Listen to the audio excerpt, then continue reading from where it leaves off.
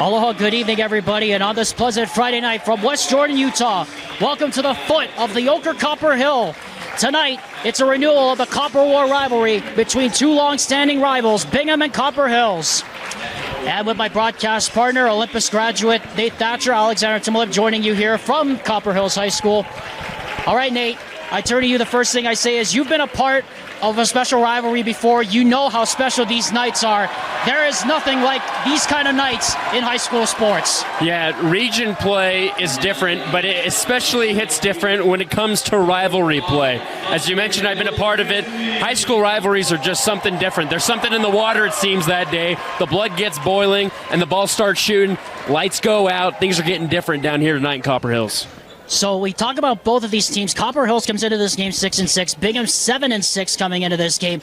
It really is interesting to look at these two teams because on paper you would think this really doesn't mean that much. No, it means something because both of these teams get together, and this is the opener for region play. This means a lot, and this could determine a lot of where this region could go tonight. Yeah, wins are going to mean a lot more come region play, and especially when both of these teams have been fighting for wins the entire season, right? Both of these teams are around that 500 record. They're going to be fighting and clawing their way for wins. And especially looking at Copper Hills, they started out 0-3, and they wanted to come back. They fought their way back to a 500 record. They're going to keep clawing their way for wins. So let's get to the Heidemann & Associates Keys to the Game, presented by the full-service law firm that is committed to winning for the client. Heidemann & Associates. All right, Nate, what about these teams need to do to come out of here with a big W here tonight? So I've got two keys to the game for both of these squads. I'm going to give one for the offense and one for the defense. First, for the home team in Copper Hills, they need to crash the glass on shot attempts. In close games, the different shot has always come down to who out-rebounded who, because whoever wins that stat wins the game because they're the more physical team. On defense, I think the Grizzlies need to have high pressure early because Bingham likes to swing those passes around the perimeter quickly to get those open threes for the corner. Then looking at the Miners side, they need to succeed on the fast break. Luke West is their star player. He's a monster at creating speed in transition. They need to attack hard and succeed in that category. And then on the defensive side, protect the middle. We talked with Bingham before the game, and they know that Reiser's going to try and attack that middle and then pass and dish out, or either attacking himself at the rim. So protect the middle of the paint when it comes to the defensive side of the ball. And if they do that, then the Miners should come on top of the win. So here we go then, ladies and gentlemen. Bingham and CH, the two old foes of the Copper Mine, and we're off and running here tonight. Stockton Tueller has it out front for the Miners, and he hands to Luke West out front, guarded by Boston Lamborn. West's first shot is up, that rattles out, and the rebound is captured by Tyler McVeigh.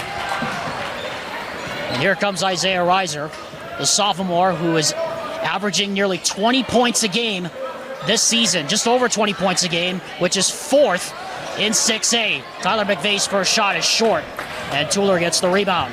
Yeah, that's not the type of shot you're looking for early. As I said, Reiser likes to control the tempo on the offensive side of the board, and so he's going to try and dish out for open shots, but just not a good look that time by McVeigh. Tueller gets it open lane to the basket, goes hard, and he's fouled. And it will be the first time we see Stockton Tueller at the line. Yeah, that was a great drive that time by Stockton. Recognized a weak side deficiency on the defense. He was able to attack the basket. Didn't get the bucket to go, but now he gets to go to the charity stripe for two. And he gets the first to break the seal here for both teams this evening. 1-0 in favor of Bingham.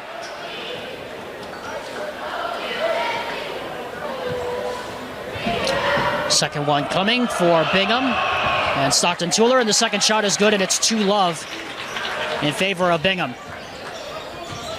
Foul was called on Jacob Curtis, his first.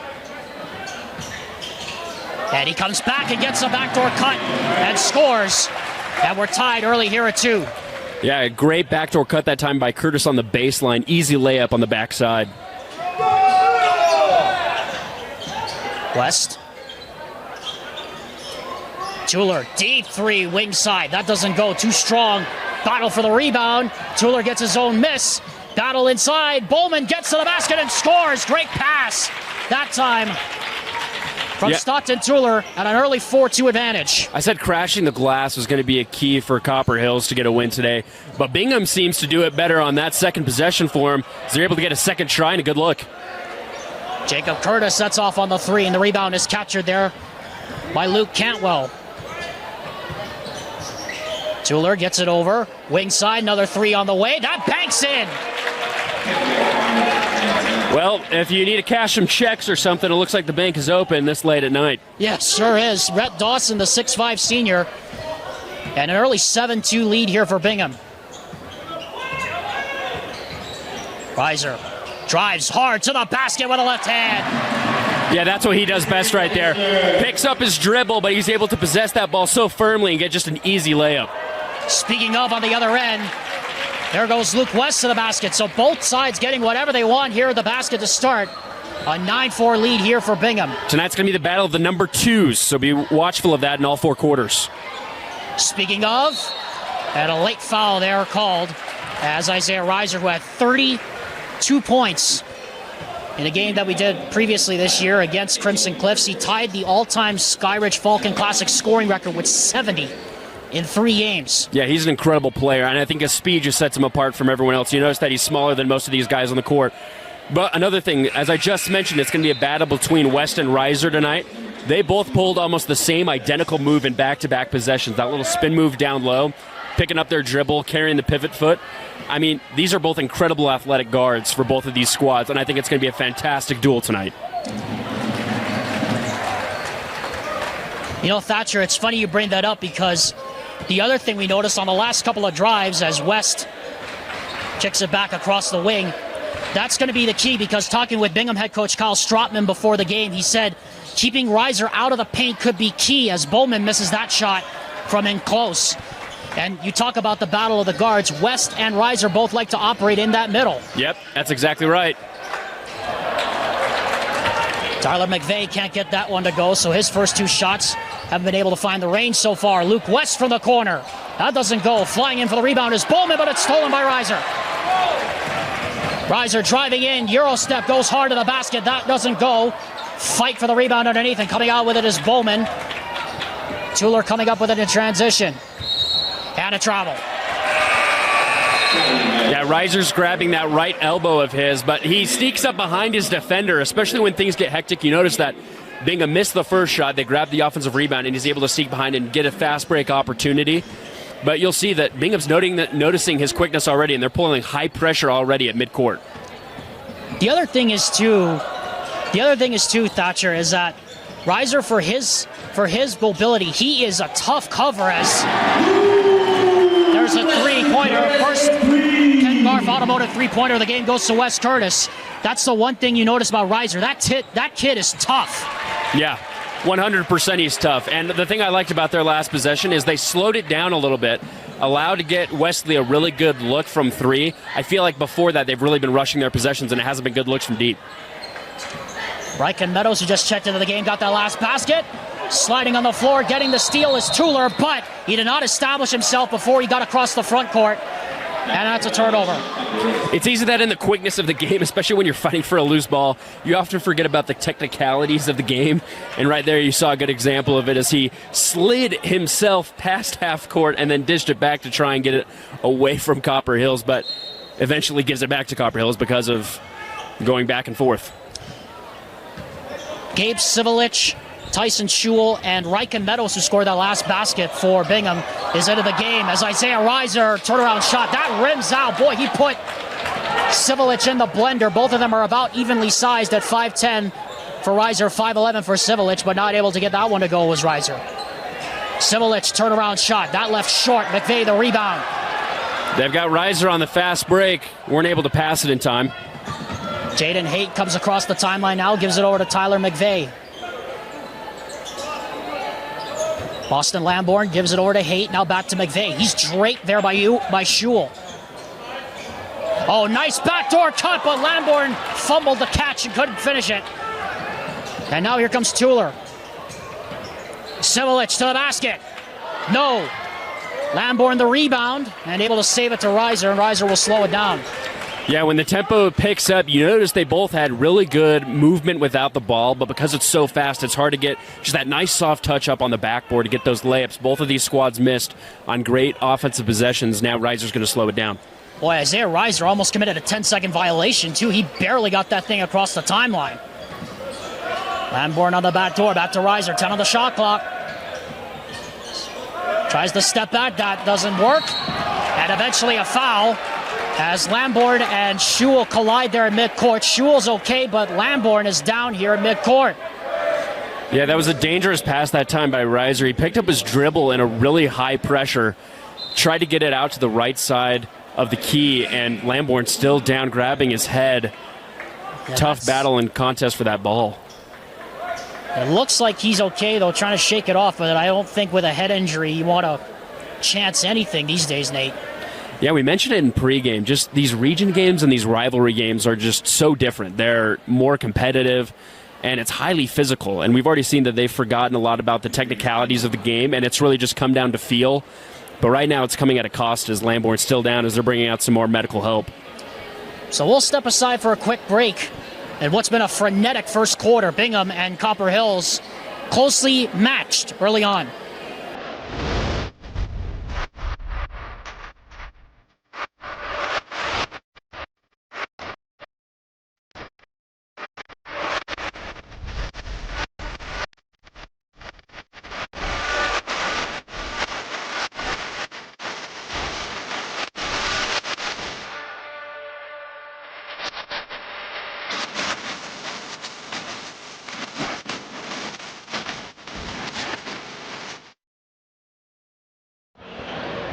Igloo Outfitters, proud sponsor of KSL Sports Rewind's coverage of high school sports all season long. Boston Lamborn was helped to the bench in an 11-9 game here early on as Stockton Tuller goes inside and scores. Nice cut to the basket. Yeah, he had a mismatch down low. It's just an easy over-the-shoulder pass that's just basically as simple, and it's the principle of the game, just going right down, easy bucket. Reiser gets a double screen, in fact a triple screen now, back 20 seconds on the shot clock. Here's Jaden Haight. Curtis on the baseline looking for a cutter, gets it back. Jacob Curtis now back to McVeigh, 10 seconds on the shot clock. Nice spin move. Wes Curtis now drives off the glass, that won't go, and the rebound is taken down there by Bowman. Yeah, I thought the open three in the corner was probably a better shot than taking that tough jumper from about 5 feet out. 13-9 our score here, approaching a minute 30 seconds here in the first quarter, and what's been a frantic first quarter. Tuller once again matched up, a little jump hook in the lane, that doesn't go, and the rebound is captured by McVeigh. Reiser dribbles around the screen, puts up the tough shot, count it, and one! Well, wherever he goes, whatever he does, it doesn't matter. The ball always finds the bottom of the cup. Yeah, he caught a double team there on the near side of the basket. He's able to float it up with his right hand as he's leaning down to his left. A kiss off the top of the backboard as it touches every part of the rim and goes down. I mean, this kid is just unbelievable. You can see why he's one of the premier scorers in the region as he misses the free throw. But it remains a 2-point game here with under 90 seconds to go here in the first quarter. Double team in the post, tough shot, that doesn't fall for West, but gets his own rebound though and scores. You're noticing by Bingham, they're having quick backdoor cuts to the basket, and although their first shots aren't usually going down, they're just grabbing those rebounds as hard as they can to give themselves some second and third opportunities. And that's something you touched on, right, Thatcher, off the top. The ability to crash the glass, the offensive glass, as, boy, Jacob Curtis just can't get in the flow of things right now, struggling from the field. As the rebound comes down to Schewel. West pull-up jumper from the corner. Got it! And then Schewel being over-aggressive, trying to get out of the way, committed the foul on Reiser. It was only maybe a few minutes, if that, into the game when we said that this was going to be a duel of the guards. Reiser and West have already seen double teams on the wings as they attack the basket, and they're still able to score. That's amazing when you think about it, just how talented both of these guards are. Jaden Haight has it out front now, matched up against West. His hands all over him in the passing lane, but Reiser somehow got out of there. Sivelich on a double team, gets him. Backdoor cut, Curtis to the basket, scores! So Bingham defense is actually doing something that I said that Copper Hill should do, where they're putting high pressure on Reiser up top because he constitutes the offense and passes it around. But great find that time to find his teammate down low for the backdoor cut. Final 7 seconds. Sivelich matched up against Reiser. West off the curl. West to the basket. West the floater. No, that doesn't go, and that's the end of quarter number one. Both teams, as you would expect, evenly matched here early on. We've got a good one brewing here on this Friday night. Bingham leads early by 4 here on the Rewind Sports Network. Proud to have Mountain Land Truck Company sponsor us all season long. Also presented by Ken Garff Automotive Dealers is tonight's coverage of Copper Hills basketball. We get it. You want the best prices and the best rates and the best deals. We get it because we hear you. Alexander Timov alongside Nate Thatcher. Bingham leading early by 4. Boston Lamborn just got escorted out of the gym to our right. And meanwhile, Isaiah Reiser and Luke West are doing exactly what we thought they would, Thatcher, attacking the glass and getting their opportunities early. Yeah, and they're calling the shots on their offensive side of the ball, able to have their teammates move around without the ball so that either they're going to attack themselves, they're going to face those double teams, or they're going to be able to be that great passer, find someone on the far side of the court, near side backdoor, and they've been able to really just kind of get their offenses going.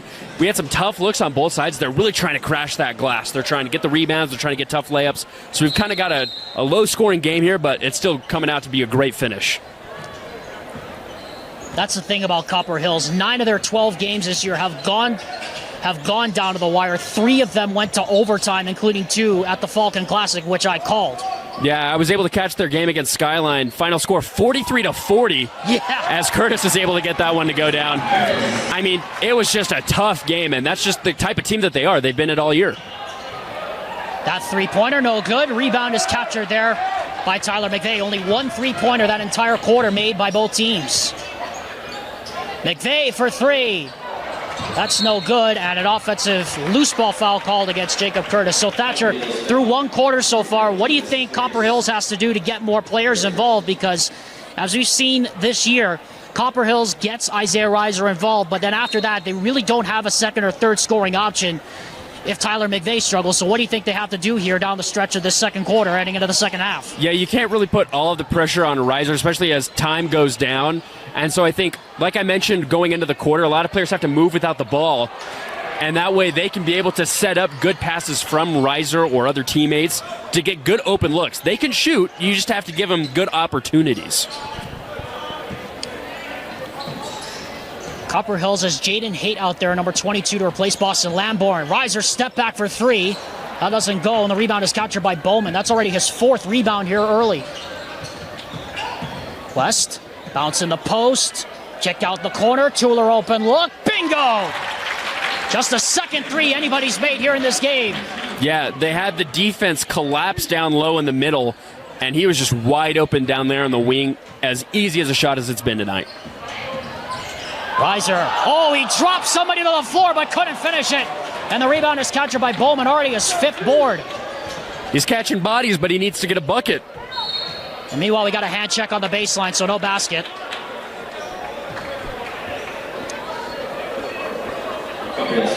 Only 2 3-pointers made in this game. Both were made by Bingham. And Tyler McVeigh trying to find his traction right now, as is Jacob and Wes Curtis.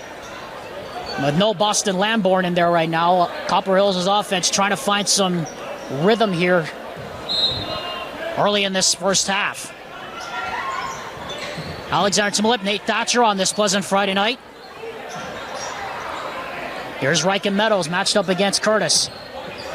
Backs him down, jump hook in the lane, and a late foul called as McVeigh was underneath battling for the rebound. And that'll put Riken Meadows on the line to shoot 2. Yeah, that time Meadows just wanted to go one-on-one, and it wasn't really because he just wanted to take it, but it's because there wasn't a lot of movement on his backside, and so he just thought, this is my best opportunity, shot clock going down. And, I mean, he's by far the tallest guy on the floor right now, so if you have that opportunity to go one-on-one in the post, take that opportunity. Jaden Haight's actually the one that checked in. I'm sorry. That's actually Daxon Nelson that checked in, number 22, to replace Boston Lamborn. Meanwhile, Wes Curtis now goes to the bench with 2 fouls. So some early adversity here for Copper Hills. They trail by 7. Reiser gets it over to Nelson. Haight comes up, gives the screen. 13 on the shot clock. Back to Curtis. Jacob Curtis has a lane, goes strong. That rolls off the rim, and the rebound to Meadows. He's just had a tough time tonight. He's had open looks while going to the board, but just hasn't been able to get one to fall. Tuller can't hit that three. West with the offensive rebound. Scrap for it underneath. And a reach-in foul called against Tyler McVeigh. Yeah, that's a tough call against the Grizzlies, especially because it's a loose ball. Bodies are on the floor. And so you're really just trying to grab that ball. You're not trying to do any ill intent to anyone's arms or anything like that. And if you don't swipe it just correctly enough, they're going to call that foul. I stand corrected. Jacob Curtis now has 3. So he's going to be on the bench for quite a bit here. Tuller, nice dish back to Meadows. And the lead continues to balloon here for Bingham. They're up by 9 here early in the second. Austin Ormond checked in at the last stoppage. He has it now going to the basket. Left-hand scoop. That doesn't go. Ormond, though, fights for his own rebound and gets it. Copper Hills hasn't scored in almost 3.5 minutes right now. They really need a basket. McVeigh can't get that one to fall, and the rebound is captured by Tuller. It's come down to missing layups, honestly. They've gotten good looks as they've gone towards the bucket, just haven't gotten one to drop. That was a pretty good look there, but the miss there from Bowman. Here comes McVeigh driving down Main Street. Reiser fakes, puts up a 3, corner, that doesn't go. And Tuller grabs the rebound and another foul. That's going to be the 15th foul already on Copper Hills. And that is going to put Bingham in the bonus for the remainder of this quarter. And really right now, I mean, Thatcher, I mean, it just really comes down to those misses at the goal. And right now, Bingham's getting the breaks and Copper Hills is not. Yeah, and you could say it's because of physicality. I believe Copper Hills has also been desperately trying to establish that, hey, we're here, we're going to try and get to the bucket. We're not going to just try and hook up threes as we did in the first quarter. But I just think Bingham's just putting just enough pressure on the Grizzlies that it's just forcing some tough shots. Our first double-digit lead here of this ball game belongs to Bingham. Reiser drives, blocked by West. Schewel on the drive. Here's Tuller to the basket. And a timeout is called by John Watkins. An 11-0 run by Bingham. Wow, that's just unbelievable right there. I mean, they're able to attack and transition, and I said that's going to be a key point for Bingham to have success tonight. It starts with Luke West, and usually he's the guy that will lead that transition, but you see he blocks Reiser down low, and then the rest of his teammates finish business as they're able to just ignite their speed, get an easy layup, and as you mentioned, an 11-0 run right now for the Miners, and that's really been the difference. Grizzlies have only scored 2 points in the second quarter. If they want to have any chance of coming back into this game, I've seen them go on runs, but you need to start your run right now if you want to get some semblance of a close game at halftime. 11-0 the run here. Grizzlies have not scored in almost going on 5 minutes.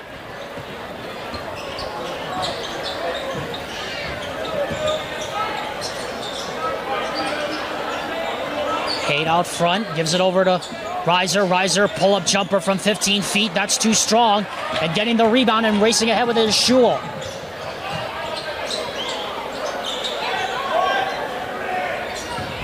Here's Sivelich now up front. Yeah, high post. Don't know who that pass was intended for, but Meadows was able to save it. Schewel kicks it into the corner. Tuller, long 3. That doesn't go. Fight for the rebound, and Nelson comes down with it.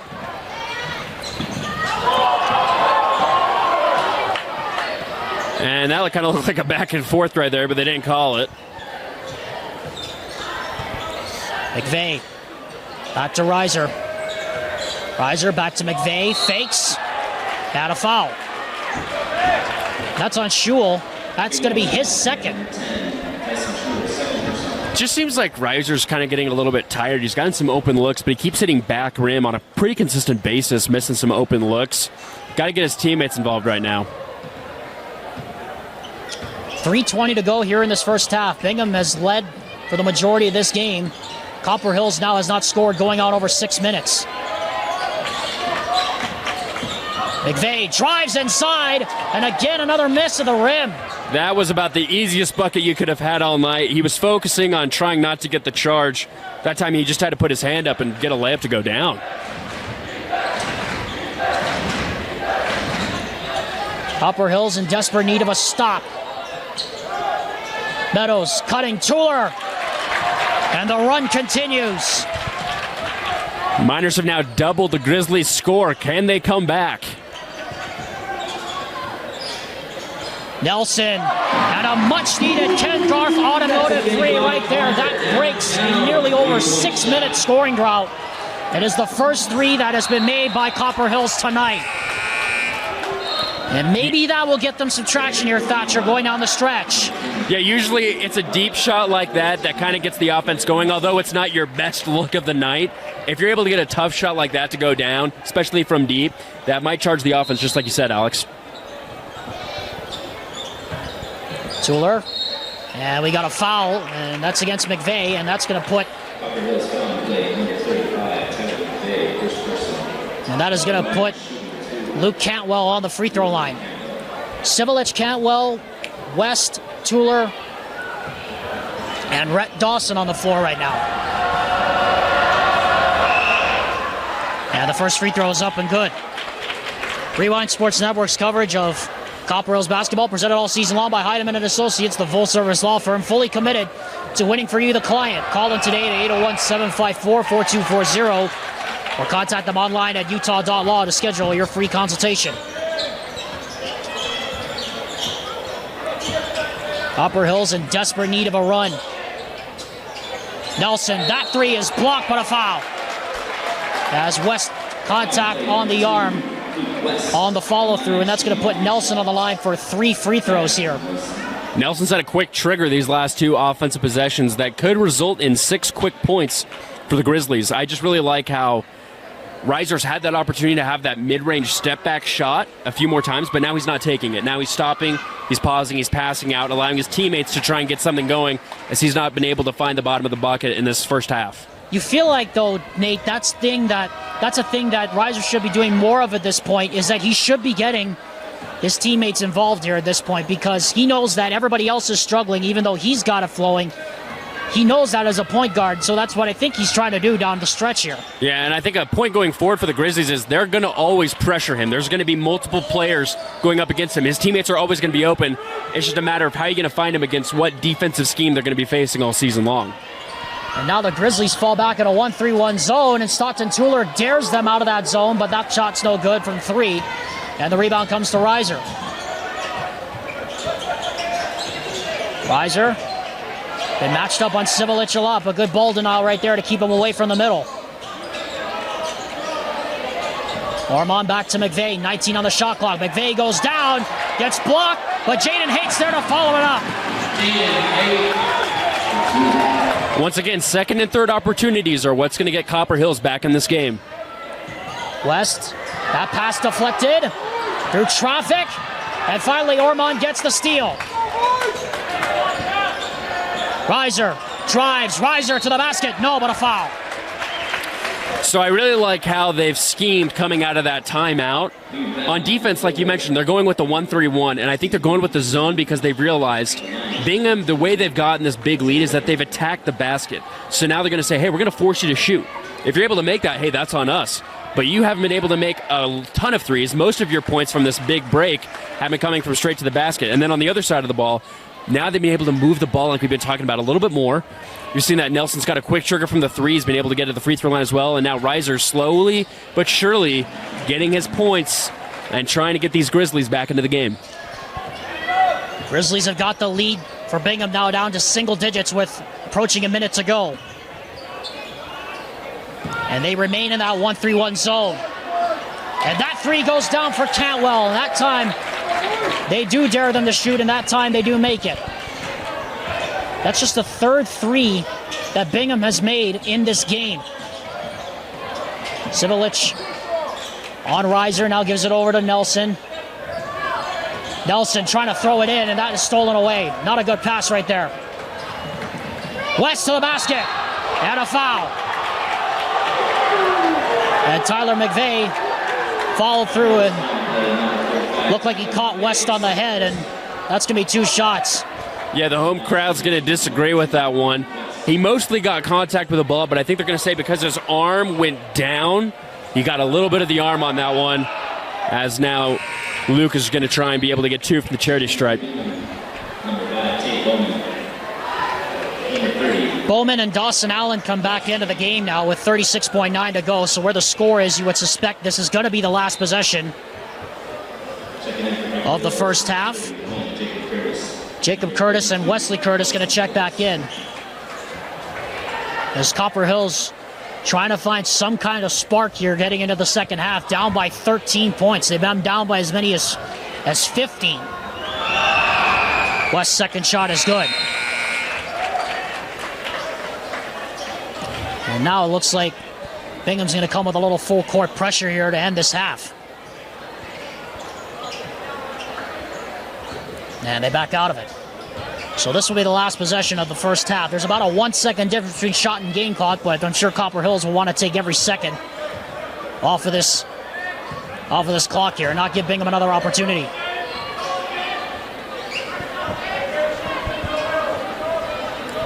My guess it's going to be a set piece for Reiser, either get a good look, crash into the glass, or to dish out to a teammate for 3. 10 on the shot clock. Back to McVeigh. Curtis to the basket. Misses again at the rim. And the rebound is taken out by Tuller with 1 on the clock. Gets it away. It's no good. And that's the end of the first half. So, Nate, I turn to you in the first half. It was basically determined by the missed bunnies at the basket. Copper Hills just unable to get some traction against this Bingham defense right now. I'm interested to see what the layup drill looks like for the Grizzlies as they prepare for the second half. But yeah, it's coming down to the easy looks that they've just not been able to get down close to the basket. That's really what is going to win you games. Rebounding and layups. You got to get the easy stuff, and then you can work on shooting from deep and getting good spin moves and good screens. But Copper Hills has had some good set pieces on offense, but they just haven't been able to get those layups in. Now they're facing a double-digit deficit going into the second half. Well, it's going to be an interesting time to see what adjustments John Watkins makes in the second half.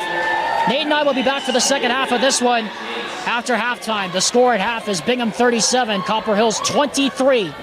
Back with the second half on KSLSports.com after this.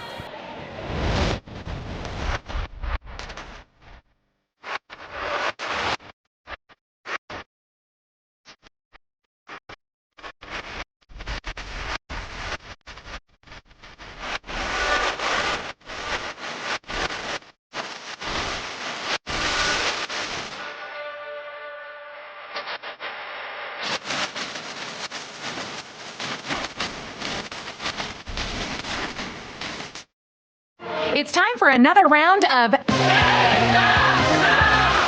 All right, contestants, name that sound.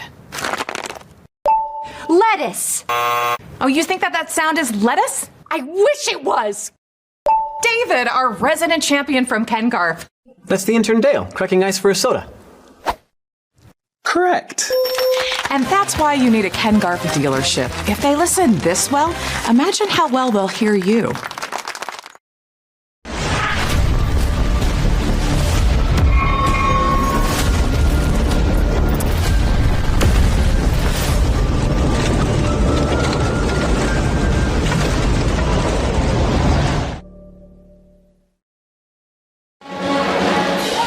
Before we go any further, I'd like to remind you KSL Sports Rewind's coverage of high school boys basketball continues next week on Tuesday as the Layton Lancers and the Davis Darts collide for what could be an early season playoff preview. Coverage starts next Tuesday, 7 o'clock on your home for the UHSAA, KSLSports.com. And with my broadcast partner Nate Thatcher, Alexander Timolev, alongside you here at Copper Hills High School, Bingham leading Copper Hills 37-23 as we get set to start the second half.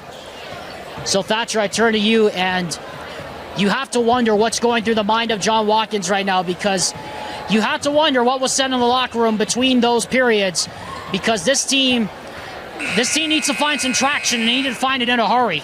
Yeah, especially down 14 going into the second half. I feel like, and I mentioned it before he went into halftime, the set pieces and the plays that they designed were actually pretty good. And they were able to find some backdoor cuts. Reiser's teammates were able to move without the ball to allow him to find teammates down low, especially close to the basket.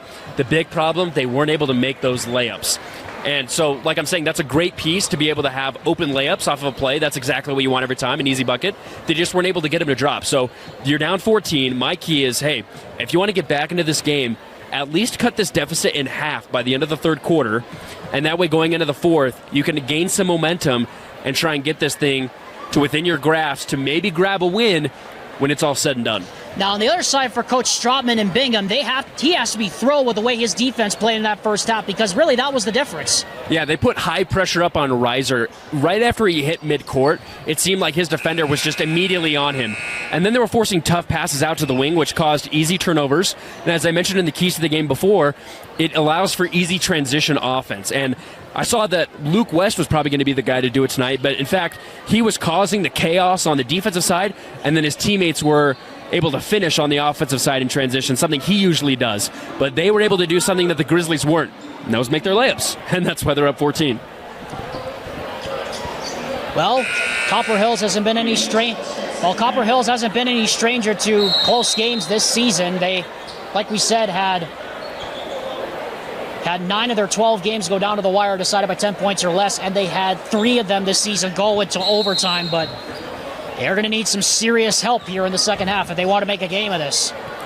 Yeah, the Grizzlies know how to claw their way into and out of a game, and I'm expecting that this one should be no different. Tate Bowman out front, gives it across now. And a 3 on the way for Luke West. So the Grizzlies went into a 2-3 zone right there. They attacked the middle and then brought it back out and swung it around the perimeter for an easy look from Luke. That's exactly what you want if you're facing up against that zone defense. And this now the latest largest lead for Bingham. They led by as many as 14 points before this. Now their largest lead here is 17. Curtis inside, and a blocking foul called on Bowman. So to start on the first possession of the second half of the Grizzlies, there was movement, but I feel like it wasn't the movement that they should need. Reiser's getting to the middle, and then his teammates are kind of gliding right past him, and it caused for some congestion in the middle. I think the guys out on the wings need to be moving to allow for some open shots. Into the backcourt goes Ormond to get that pass. Ormond gets around the screen, and underneath, and Tyler McVeigh just had that go right through his hands and out of bounds.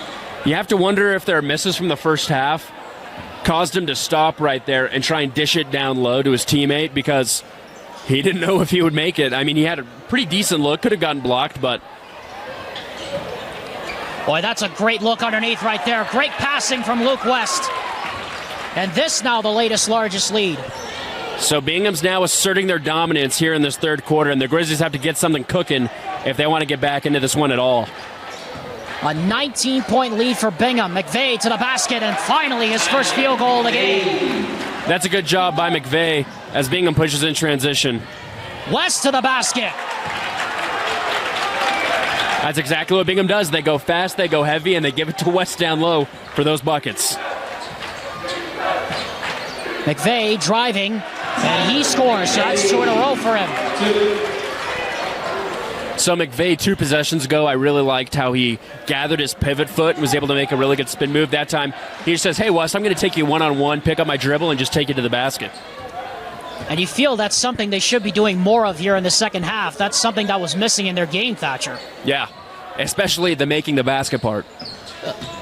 Well, yeah, obviously, especially that, as Luke West, another 3. And the lead just continues to balloon here as Bingham running away with it here in this third quarter, and John Watkins has seen enough. And the Bingham Miners just taking all sorts of advantage here of Copper Hills in this game, and really, Thatcher, if you had told me this would have been the score coming into this game, I would have said you're crazy. Yeah, but I just think that the first half misses, right, we've already stressed on a lot of times. But now in the second half, they move to that zone. And as I mentioned, they're going to say, hey, Bingham, we're going to allow you to shoot the 3 because you didn't shoot that many in the first half. And so they're making their layups in transition, which is what Bingham loves to do. And then now they're making open threes in their half-court offense. So Bingham is getting exactly what they want in the second half. You have to wonder, if you're the Grizzlies, how are you going to scheme now to counteract this second-half surge from the Miners to maybe try and get your way back into this one? As I mentioned, you want to try and cut that deficit in half. It was 14. It's ballooned up to 20. So now I'm thinking, if you get it to within 10, still manageable. But now you've only got under 6 minutes left in this third quarter. And you just talked about it, that Thatcher. This is probably the biggest deficit that Copper Hills has had since their second or third game of the season. I mean, they have not faced a deficit like this, I would probably suspect, since the Layton game. Yeah, when I called that game up against Skyline, they were down by double digits quite frequently throughout the first half. But they're able to go on a run specifically because of the way they set up their half-court offense. But just right now, they're not getting good looks. Off the block. That three on the way. That is off the mark. No good. Reiser chases down the long board. Reiser's got to get things going. I feel like I haven't seen him cut. And he's going to prove me wrong right there. Sure did. Prove me wrong right there, too, as he goes in and he's fouled. All called there. I mentioned in the first or second quarter that because the offense runs through Isaiah, he's going to get a little bit tired, and I seem to have noticed that when he was trying to get those step-back mid-Js. But now I feel like when you're down by this much, you have to have your star player kind of take over, right? Show the guys, hey, we need to kind of claw our way back into this one, and he has the offensive capability to do that. And I think that might inspire some of his teammates like McVeigh and Curtis to slowly get their way back into this one and see if they can get a bucket to fall. And that happened in the first half too, Thatcher, remember? Because remember, Copper Hills was also down by 13 earlier in the second half. And guess what? Reiser scores one, and they go on a bit of a surge. They might need him to do that again. And he's shown that capability, as you said, of taking over late in games. And he did it a week ago or so, about 9 days ago against Syracuse. Yeah, I'm looking for a run right here from the Grizzlies. As now Bingham's throwing up some wild shots. That time they missed by Stockton Tueller, but see, that's exactly what we want if you're a Grizzlies fan, right? You're seeing that Bingham has control, but now they're not making some smart decisions on offense. You need to take advantage of that because they haven't made that many mistakes tonight.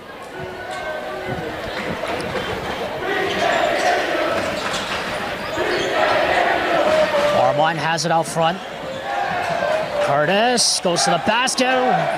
Rolls off the rim. McVeigh almost fumbled that. But gets the offensive board, new 35. On the backdoor cut, Jacob Curtis blocked from behind, but a foul. I loved the movement on that offensive possession. The first setup, before they got the rebound, you had two screens set up parallel to the basket, and they just ran right around, missed the layup, but then that time Curtis is able to try and get a backdoor cut baseline. Doesn't get the bucket to go, but because you have two guys just going straight at him, he's able to go to the free throw line for two. Curtis hits the first. Third foul called on Rhett Dawson, so he's going to sit for a while. Shewell comes back in. That's the third foul already here on Bingham in this quarter. Remember, we get only to 5, and then it's the bonus the rest of the way. Especially when you're down by a lot, free throws are key, because guess what? It stops the clock, and you're able to close that deficit with time not running out. Shewell fouled on the rebound on Jacob Curtis. And that is Curtis's third.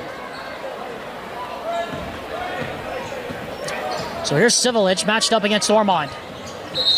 And now we got an offensive foul. Stockton Tueller now called for an illegal screen, and head coach Kyle Stroutman didn't like that.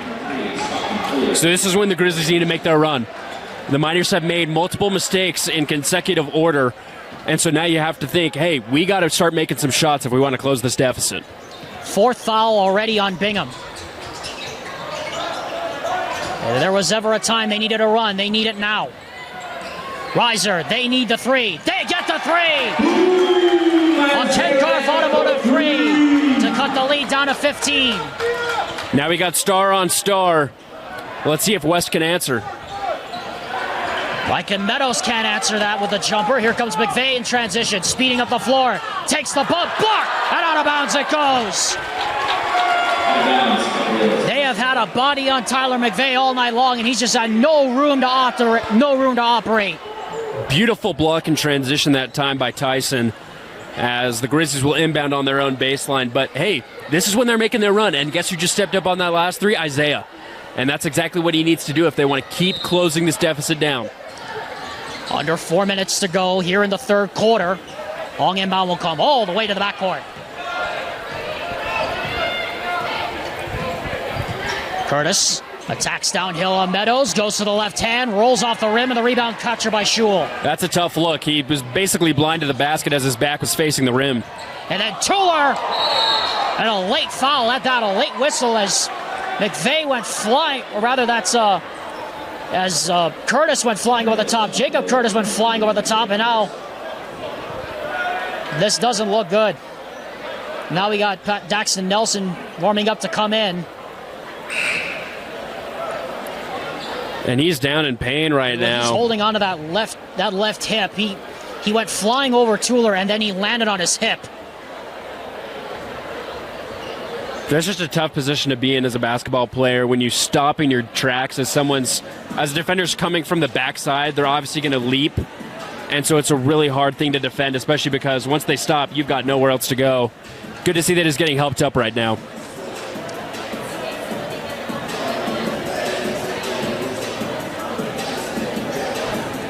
It's been that kind of a night for both sides. As McVay Curtis gets up holding that right hip.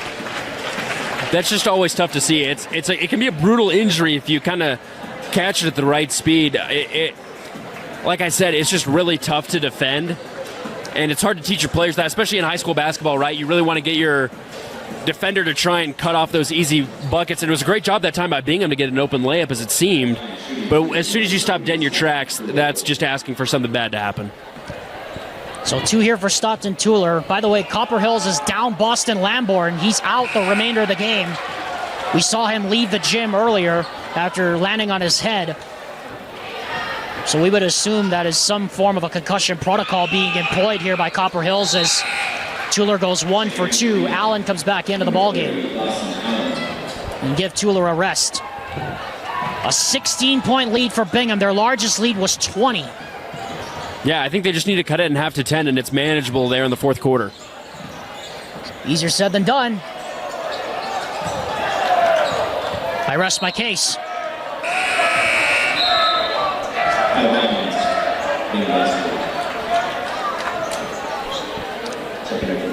So Bingham will have it now. It's just been that kind of a night for Copper Hills. They've not been able to get any traction on offense. Especially from deep. And so let's see if they can be able to try and find something down low. It seems like they've had success getting those layups to go here in this third quarter. West turns, tough shot, and banks it in off a couple of defenders. A couple. He might have had 2 or 3 right on him, and he's just able to turn around and get a nice easy J with the right hand. Lead back up to 18. Reiser, tough bounce in the corner, but Nelson was able to control it. Reiser drives downhill. Trapped in the corner, finds McVay, cut into the basket, lost control of it, got it back. Shule gets off of him and scores. McVay's done a great job of that tonight. He stops his pivot foot, and he just swivels with his low center of gravity till he gets the shot that he wants. Open layup that time for him. West drives. Boy, he just threw away Isaiah Reiser on that play. As back and forth they go, it's a 52-34 lead. Reiser blocked again. That time it was Bowman who got his hand on that one. Yeah, they're catching all of his fancy craft tonight.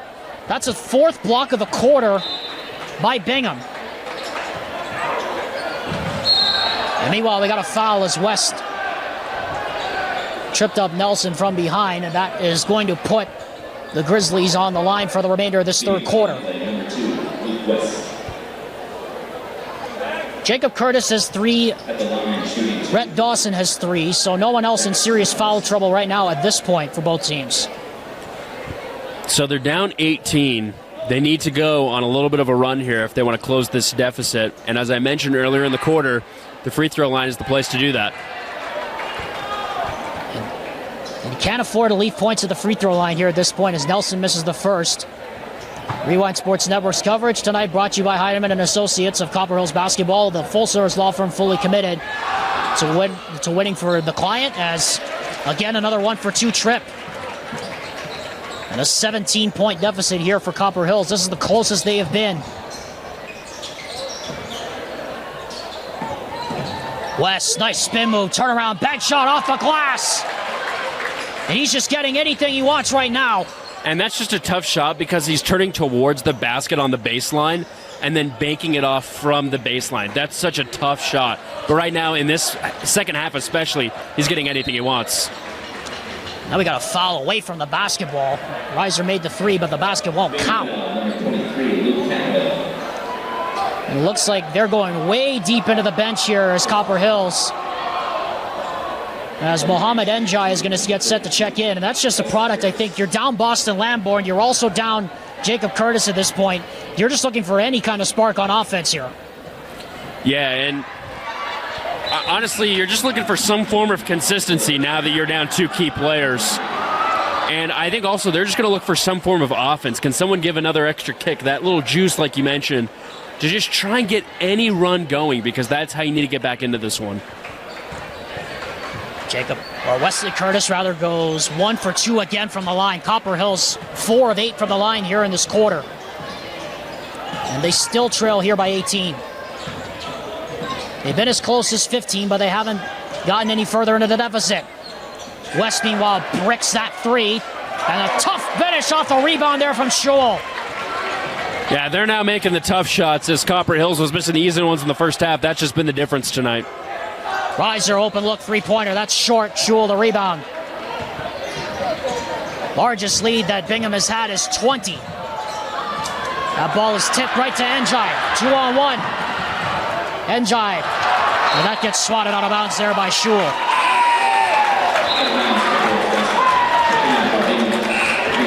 I just think transition, I mentioned the Miners' offense when they're on the fast break. Now they're just really good at being on the defensive side of that. I feel like the Grizzlies have had some opportunities here in the third quarter to get some things going, really, as they're in transition. But the Miners have just been able to shut things down, especially in the paint, and not allow easy layups when they're in that fast break motion. Officials over at the scorers table trying to figure out who's in, who's out.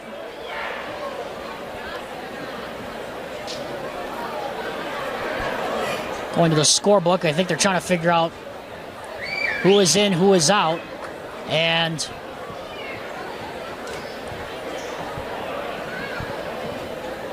I think the umpire may have just made a motion for a technical foul.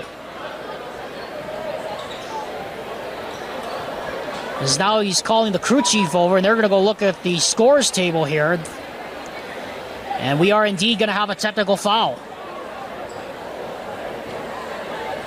Administrative technical foul, Copper Hills.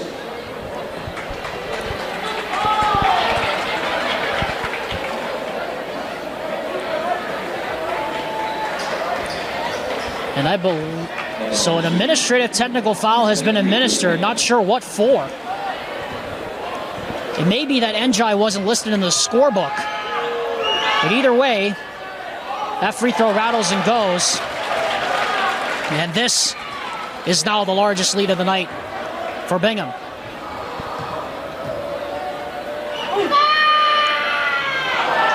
A 21-point lead for Bingham. Yeah, and in high school basketball, technical means 2 free throws and the ball. Yep. So 21-point deficit, and now you just have to wonder, can the Grizzlies get anything going? Because the Miners are just looking flawless right now in this third quarter. Tuller drives, kicks it to Schul, drives down the paint. Kick out corner for 3. And the run continues. This now the largest lead of the game for Bingham, 24 points. It just looks like Copper Hills has done anything they can to stop this Miners offense here in the second half. And Bingham saying, try anything you want, but anything you can do, I can do better. McVeigh just nowhere to operate. Nelson fumbled that catch. Back to Reiser, 10 on the shot clock. Reiser, nice backdoor cut. McVeigh lays it in.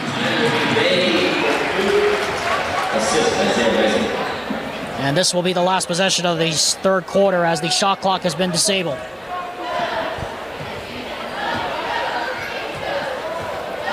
A 22-point lead for Bingham.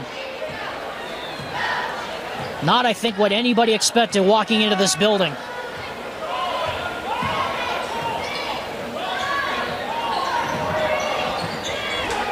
Tuller, blocked by Curtis, gets his own rebound, hit the bottom of the basket. Not able to get it the third try to go. About the only thing that's gone wrong as the buzzer sounds for the third. And the Bingham Miners just getting anything they want right now on both ends of the floor. They are running away here tonight in this edition of the Copper War. Hey there, cleans every inch of chrome car washer. We like your style.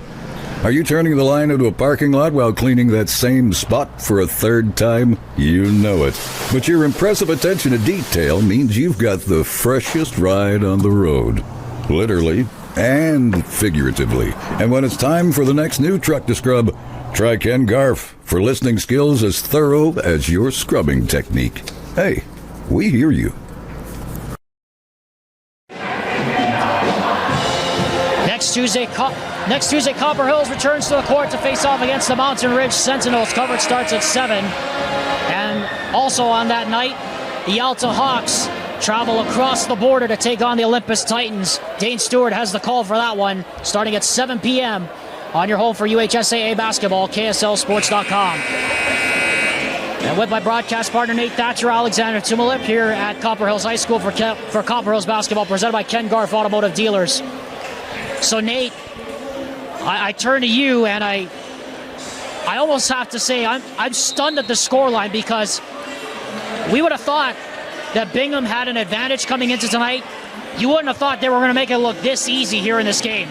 Yeah, and I just think it all comes down to how well they've been able to execute their game plan going into this one. You mentioned that we went over the keys to the game in pregame, and they're basically just doing everything that we said that they should do if they want to win this game, and that's why they're up so big. Reiser is able to get that one to roll in.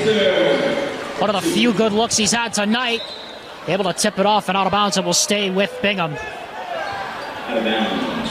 Bingham basketball. So it looks like the Grizzlies now are going to go in some full court press to try and force some turnovers if they want to have even a miracle to try and get back in this one. 7 minutes and 46 seconds officially left here in the gym. Just waiting for the shot clock to reset.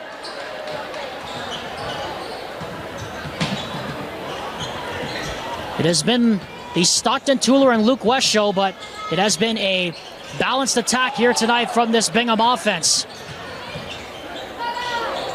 Dawson, open look, corner three! And the beat goes on. Another offensive rebound and another score. Reiser attacking downhill. Oh! And meanwhile, Bowman went over the top, and now he hits his head on the floor. Goaltending is called regardless. Oh, that was a really hard fall. We've seen already Boston Lamborn go down with a head injury, and he was able to get up with some assistance and leave the game.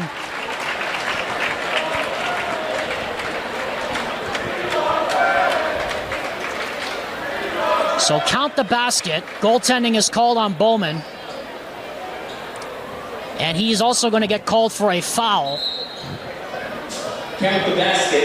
Isaiah Reiser for 2. At the line is shooting 1. And he'll be at the line to shoot 1. Being foul number 14 at Dawson. Meanwhile, Bowman is on the side. Jacob Curtis, by the way, is sitting down in the technical area behind the benches. And we still have not seen Boston Lamborn return to the bench as of yet, as Reiser misses another free throw, and an offensive loose ball push-off is called on McVeigh.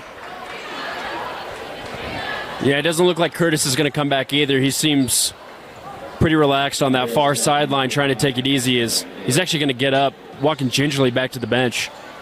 Still looks like he's favoring that right hip. As West kicks it out in the corner. Meadows will try a three. And again, another offensive rebound, but Tuller this time has it ripped away by Jacob Curtis. Reiser, here's Njai.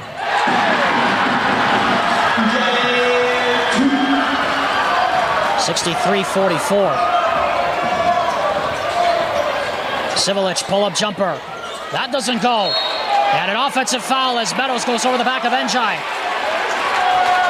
This might be the first sign of any momentum that we've had tonight, but it might just be too little, too late. But I love the response right now by the Grizzlies, right? You're down by 20, over 20 at some points, but they're still got that fight in them. They're working hard in transition, doing hard presses.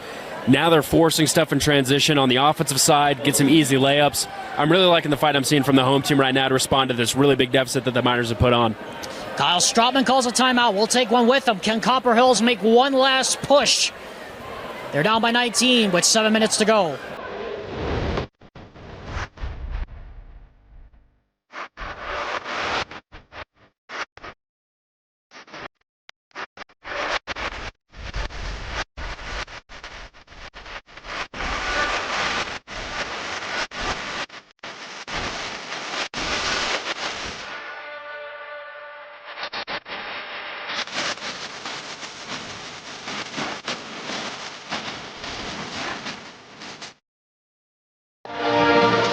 Proud to have Big Blue Outfitters as our sponsor all season long. Alexander Timolip and Nate Thatcher here for Copper Hills Basketball, presented by Ken Garff Automotive Dealers. Well, you were just talking about it, Nate. I mean, this is the first sign of any momentum we've seen from Copper Hills all night. Even if they don't come back and finish off this comeback, what do you want to see from them down the stretch? Well, really any momentum in the fourth quarter of a game should carry on to your next contest, and I think that's what I would want to see from Copper Hills is, hey, if we can get something going against this really good Bingham team here tonight, maybe in our next game we can have that success kind of carry over and we can start a game well so we don't face such a large deficit right from the get-go. Right, and that's the thing, right? You want to put a whole 48 minutes together, you don't, or a whole 32 minutes together. You don't want to wait till the final 8 minutes to do something. Of course, your Olympus kids would know something about that as Austin Orbach goes in and scores. See, now they're able to get those layups that they missed in that first half. Now they're able to fall, but I think it's just too late. West, nice kick out. Sivelich, open three. Yahtzee! That was a beautiful pass that time by West. I mean, pushing down to the basket, behind the back throw. Beautiful execution on a quick play. Almost looked like an NBA three-point kind of play as Curtis answers back with a three in the zone. Another Ken Garff automotive three-pointer. Sivelich, Schul, he'll try a three. Everybody's getting in on the fun here tonight for Bingham. Yeah, and that's because the Grizzlies didn't execute their transition defense well enough. Miners getting anything they want on the offensive side. And a kickball called on Tyler McVeigh. As Bo Njai is going to come out. And Elijah Peck will now come in. So the shooter's now in here for Copper Hills, down by 20.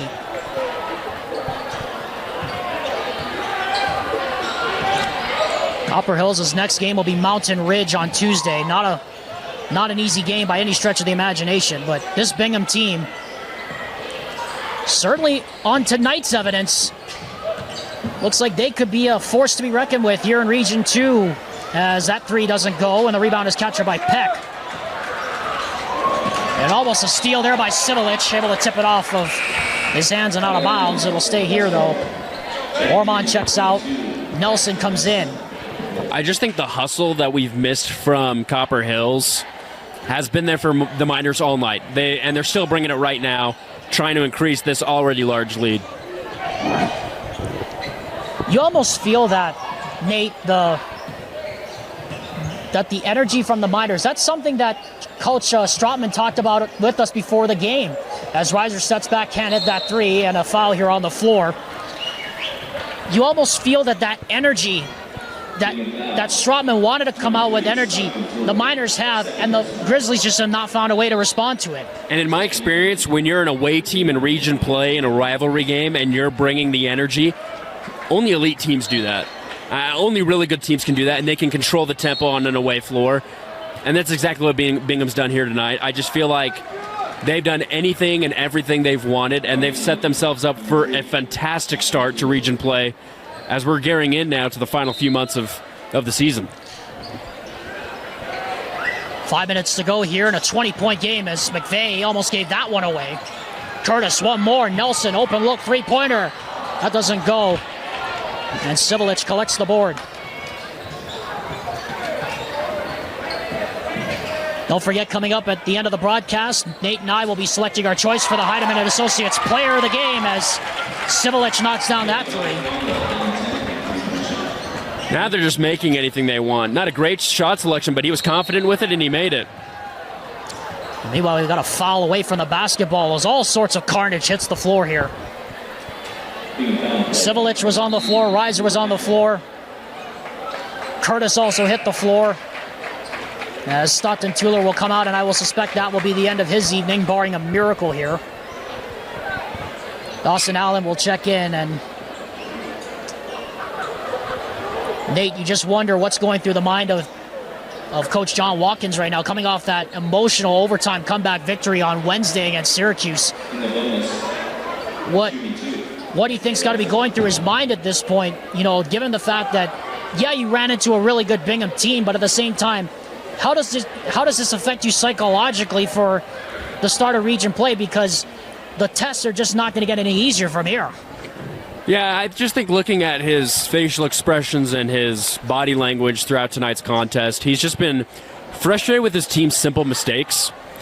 And I think a lot of the things that the Grizzlies didn't execute well on in the first half that caused this large deficit are correctable. And I think if you're a coach after the game and you're looking at this, how this happened, you can fix this. This is doable, but it's just a matter on your players actually executing the fixes come region play, trying to get some wins. And as Bingham's able to get another three to go down, I just also think you just have to get things going early on, and then that'll set the tone no matter where you're at. As Reiser's going to draw a foul right there. But listen, it's also really hard to come off an emotional win. Like, you have an overtime win, you can draw upon that, you can dwell on that, and it's really hard. Hey, now we have to focus on a rivalry game 2 days later, and it's going to be a really big region game. It can be tough, and we've seen that tonight from Copper Hills. But like I said, it's very doable that they can correct their mistakes and try and bounce back. Reiser misses the first of two. Second shot. It's that one to go. The one thing, though, you have to admit about this Copper Hills team is that if you don't, you and I have done enough Copper Hills games. We both know John Watkins-led teams. This team will find a way to respond. Yes, it's going to take a while. Yes, some of the mistakes tonight are correctable, Thatcher. But if we know this Copper Hills team, they will not let this be. They will not let this be the way they start to region play, define them and who they are in any way. And I think it can define how they go forward, right? Like, this might not be the team that they think they are, but this can be something they can look back on and say, hey, this might be the turning point of we need to fix some things that we now notice, some flaws in our game and our scheme, maybe how we're drawing up plays, maybe how we're finishing, how we're shooting. And in that way, I think it could define how they finish out the season, right? Look at this as a way of, hey, let's move forward, and let's see if we can get some good wins. Like you mentioned, and get some really good teams that are going to be coming up on their schedule. Right, and one of those teams is Corner Canyon. I mean, this is not the easiest. This is not the end of the line for Copper Hills. This isn't the toughest team they'll play all year. Outside of tonight's game, obviously, they have Corner Canyon coming up somewhere down the line. But even then, you know, you have those opportunities. You have those opportunities to get better, and this is certainly a stepping stone for them today. As that shot does not go down there for Shule, but he'll go to the line. Yeah, and I think on the other side, like, what a great start for Bingham. I was about to get there. You read my mind there. I mean, you couldn't have asked for a better start to region play. It's so tough to go on the road for that first game, you know, in a tough environment like this. And to just establish the tone, like I mentioned a few minutes ago, from beginning to end. I mean, you have to think. And you mentioned it, you know, with Corner Canyon and other teams in the region. You know, on paper in preseason, they're not the best team. But they're sure looking like they can play against anyone in the state right now in their class. And this can be a defining moment to set the tone for the rest of their season as well. Especially a win against a rival like this on the road. I mean, as Ormond can't hit that three, Peck comes in for the rebound. I mean, last 2 years ago, Dane Stewart and Trey Smith were at the game where Bingham just shot the lights out of the gym. And then the next game between these two teams was a slugfest. And now you look at this year, if you think about it, Thatcher, this Bingham team actually looks better on paper, better to the eye than the last couple of years' teams. And that's a scary thought if you're head coach Kyle Stroutman. I really think that in high school basketball, their program develops with maturity. And the more you allow your guys playing time to grow up, I think most of the time in high school basketball, you'll see records like waves, right? And I think that's because you'll mostly have a wave of young players come in, right? But then as they grow up and become seniors and juniors, the game becomes much slower for them, and they're able to execute their offense much better. Similar to college basketball, right? Back in the day before the transfer portal and all that, when everything was open for business, you stayed with a program and you're just able to develop as a player under your coach's scheme that you wanted to play for.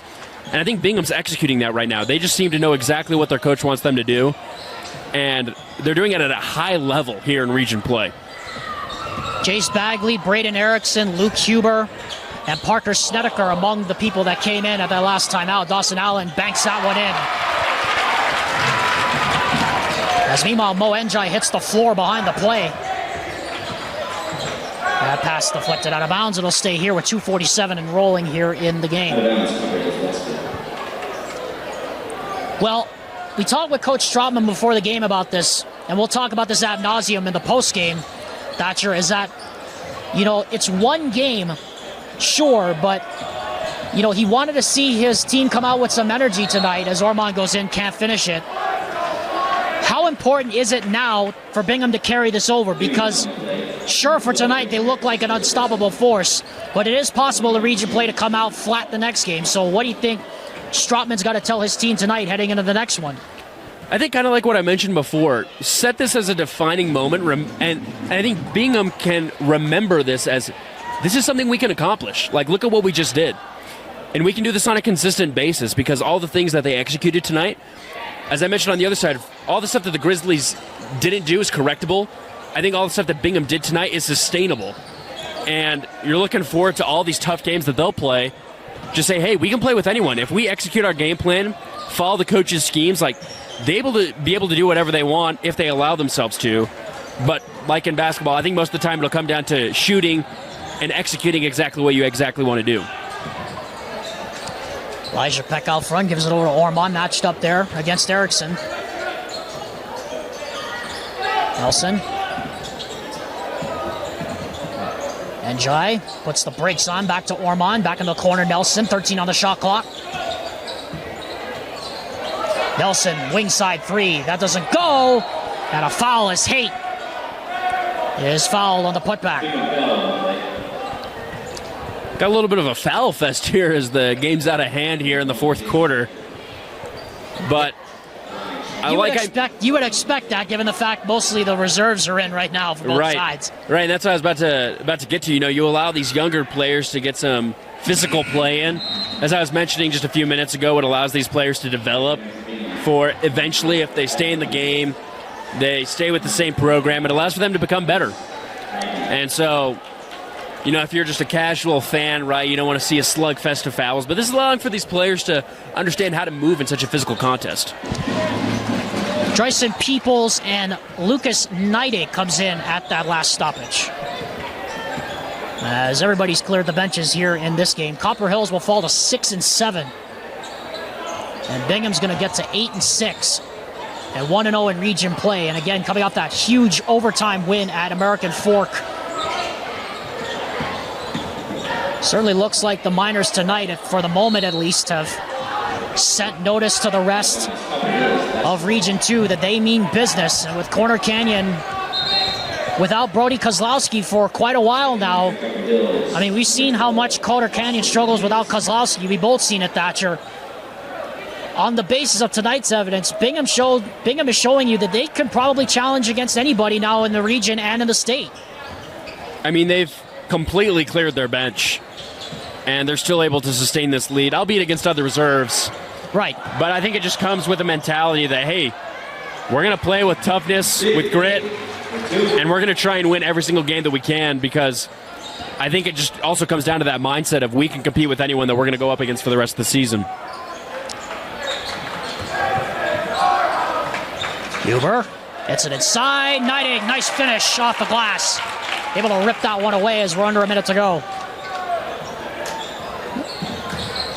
This will be Bingham's fourth win in the last 5 tries. And their third in the last 4 here at Copper Hills.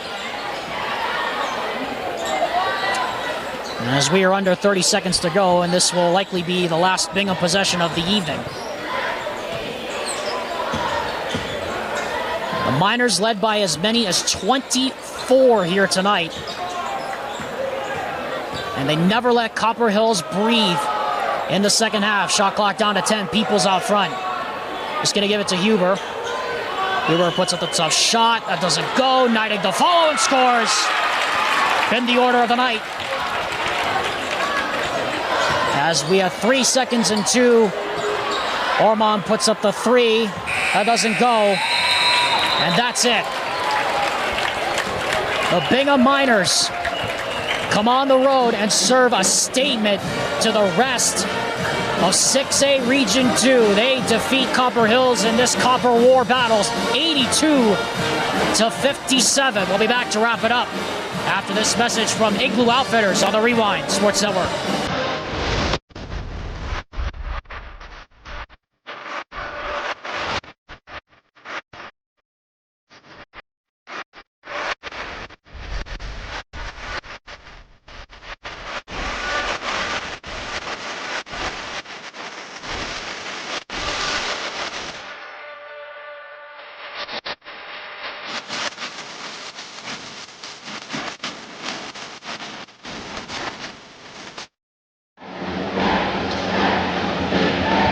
One more time tonight, Igloo Outfitters, our official sponsor of KSL Sports Rewind's coverage of high school sports.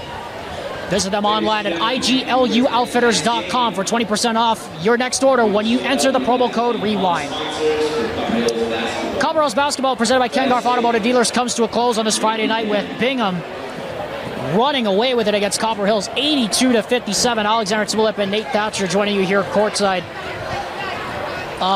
Nate, I'll be honest, I don't think we expected that from Bingham coming into this ball game. We knew that Bingham was the better team. We didn't think they were going to make it look this easy here tonight. Yeah, I think it's easy to expect in rivalry basketball, no matter who may have the better record or who may have the home court advantage, it's usually going to be a dogfight. And I just think that comes with the anticipation, the emotion, the mindset. But tonight, Bingham just made, like you mentioned, an absolute statement. And they came in here, they set the tone right from the get-go. And I just think you have to credit everyone in their starting lineup knew their roles tonight, and they did it well. And I think that's what their opponent failed to realize tonight is, what can I do when I don't have the ball? How can I move? How can I create space? Copper Hills failed to do that. Bingham took advantage, and they absolutely just blew them out of the water. Now, on the other side for Copper Hills, of course, we know this isn't the end-all, be-all. This is only the first region game. You talked about how all of these things tonight are correctable, but what's the one thing they have to correct before Tuesday's game at Mountain Ridge? It's making those easy layups that I think created that big hole in that first half. I mean, you could say one of the biggest things in basketball, make your layups. I mentioned in the first half that their half-court set pieces, the play designs, they were beautiful. You had players moving without the ball. You had guys cutting into the basket. And Isaiah Reiser was eventually able to find his teammates. What they couldn't do was just make those simple and easy shots. They were down 14, which again was manageable going into the second half, but because they dug that hole, I think they tried some things out in the second half that didn't work out, and so it just caused that hole to dig deeper and deeper until eventually they couldn't find their way out of it. Yeah, Bingham put up 45 second half points. Copper Hills was able to manage 32, but it was all mostly in garbage time. Time for a Heidemann Associates Player of the Game presented by the full-service law firm that is committed to winning for you, the client. Nate, it's really hard to pick one tonight because there were so many players for Bingham we could have picked. But I think in this instance, we're going to go with the guy that started it all tonight, Stockton Tueller. Yeah, Stockton was just able to set the tone, and I think he helped another star, Luke West, kind of get his thing going in the second half. But because Stockton set the tone early, it allowed for his teammates to get open looks like Luke, right, where he was going to be the focus going into pregame. But because his teammates, like Stockton, were able to get things going early, get some shots to go down, facilitate on offense, it just allowed for not only Luke, but the other teammates, the other minors to get involved. Everyone just seemed to find the ball go through the hoop tonight in just such an easy and efficient manner, and I think you just have to give Stockton that credit. We want to say, though, to Luke, we love him. We love Luke. Oh, we love Luke West. It's just Stockton Tuller was the engine tonight. Right. Not saying Luke was any more or less part of the battery. And I will guarantee you that Luke West moving forward, he will probably 75 or 80% of the time be the player to watch and the player of the game after every single contest that they have. I mean, he's such an incredible player. We saw him go up against double teams, triple teams, and the way that he's just able to stop, pivot, get any shot that he wanted with such ease and confidence, I mean, that's a special player right there. Stockton Tuller, our choice for player of the game. Nate, boy, that was a long layoff for me, but I'm glad I'm back calling games, and I look forward to calling another one with you pretty soon. And let me also just say, you did a great job calling that Skyline game a couple weeks back. You did a great job. Thank you. It's a little more difficult when you're doing solo, but it is. I'm glad to hear being with a good partner, and I'm looking forward to some more good games the rest of this year. We're just getting started, folks. Region play is off and running. We have more coming next Tuesday with Dane Stewart at the Game of the Week, Dusty Litzter, and the boys. We will all be back next Tuesday for more KSL Sports Rewind coverage of boys basketball. Until then, we bid you aloha from Utah and say goodnight with the final score. Bingham 82, Copper Hills 57. Take care of one another, everyone, and be safe.